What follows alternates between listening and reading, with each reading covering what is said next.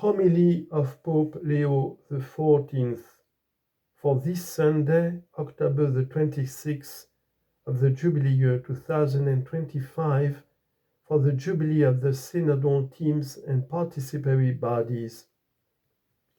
Brothers and sisters, as we celebrate the Jubilee of the Synodal teams and participatory bodies, we are invited to contemplate and rediscover the mystery of the Church. She is not merely a religious institution, nor is she simply identified with hierarchies and structures.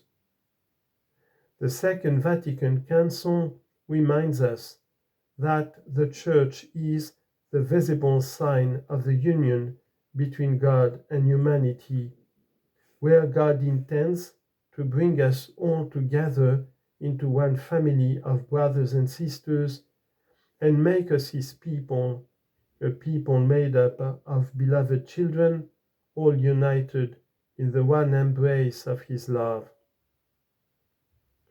Contemplating the mystery of ecclesial communion, generated and preserved by the Holy Spirit, we can also understand the meaning of synodal teams and participatory bodies.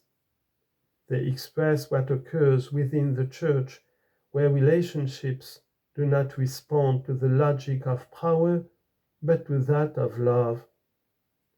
The former, to recall a constant warning from Pope Francis, is a worldly logic.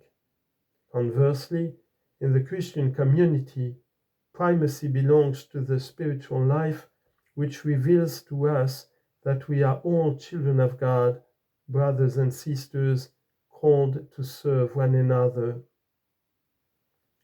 The supreme rule in the Church is love. No one is called to dominate, all are called to serve. No one should impose his own ideas, we must all listen to one another. No one is excluded, we are all called to participate. No one possesses the whole truth, we must all humbly seek it and seek it together. The very word together expresses the call to communion in the Church. Pope Francis reminded us of this in his final message of Lent: to journey together. The Church is called to walk together, to be synodal. Christians are called to walk at the side of others and never as lone travelers. The Holy Spirit impels us not to remain self-absorbed, but to leave ourselves behind and keep walking towards God and our brothers and sisters. Journeying together means consolidating the unity grounded in our common dignity as children of God. End of quote. Walking together. This is apparently what the two characters neglect to do in the parable we have just heard in the Gospel. Both the Pharisee and the tax collector go up to the temple to pray. We could say that they go up together, or at least they find themselves together in the sacred place. Yet they are divided, and there is no communication between them.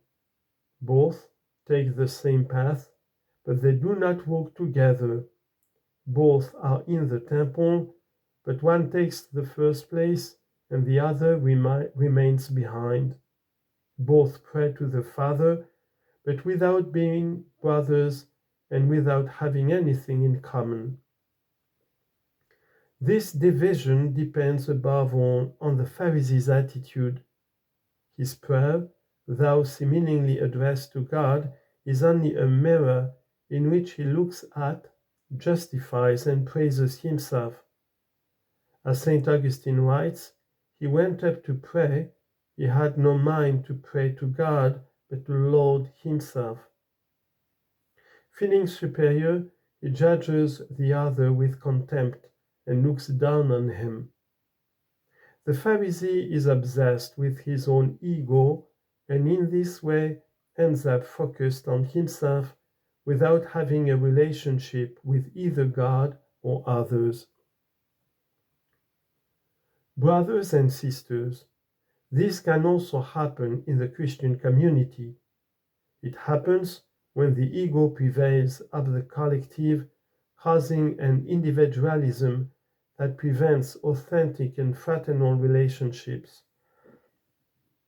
It also occurs when the claim to be better than others, as the Pharisee does with the tax collector, creates division and turns the community into a judgmental and exclusionary place. And when one leverages one's role to exert power rather than to serve. We should, however, focus our attention on the tax collector. With the same humility that he showed, we too must recognize within the Church that we are all in need of God and of one another, which leads us to practice reciprocal love, listen to each other, and enjoy walking together. It is based on the knowledge that Christ belongs to those who are humble, not to those who elevate themselves above the flock. The synodal teams and participatory bodies are an image of this church that lives in communion. Please trust me when I tell you that by listening to the Spirit in dialogue, fraternity and parousia, you will help us to understand that, prior to any differences, we are called in the Church to walk together in the pursuit of God. By clothing ourselves with the sentiments of Christ, we expand the ecclesial space so that it becomes collegial and welcoming. This will enable us to live with confidence and a new spirit amid the tensions that run through the life of the Church, between unity and diversity, tradition and novelty, authority and participation. We must allow the Spirit to transform them so that they do not become ideological contrapositions and harmful polarizations. It is not a question of resolving them by reducing one to the other, but of allowing them to be purified by the Spirit so that they may be harmonized and oriented toward a common discernment.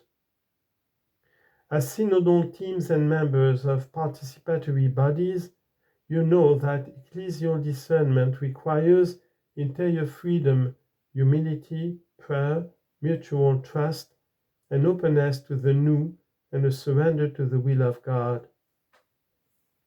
It is never just a setting out of one's own personal or group point of view, or a summing up of different individual opinions.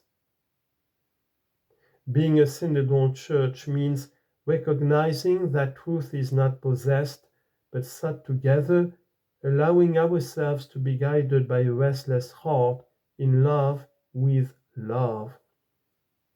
Dear friends, we must dream of and build a more humble church, a church that does not stand upright like the Pharisee, triumphant and inflated with pride, but bends down to wash the feet of humanity. A church that does not judge as the Pharisee does the tax collector, but becomes a welcoming place for all. A church that does not close in on itself, but remains attentive to God so that it can similarly listen to everyone. Let us commit ourselves to building a church that is entirely synodal, ministerial, and attracted to Christ, and therefore committed to serve the world.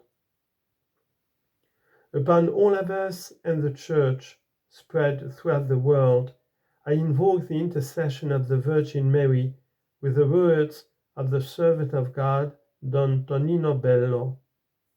Holy Mary, woman of conviviality, nourish in our churches the desire for communion. Help them to overcome internal divisions, intervene with the demons of discord, creeps into their midst, extinguish the fires of factionalism, reconcile mutual disputes, diffuse their rivalries, stop them when they decide to go their own way, neglecting convergence on common projects. End of quote. May the Lord grant us this grace, to be rooted in God's love, so that we may live in communion with one another and be, as a church, witnesses of unity and love.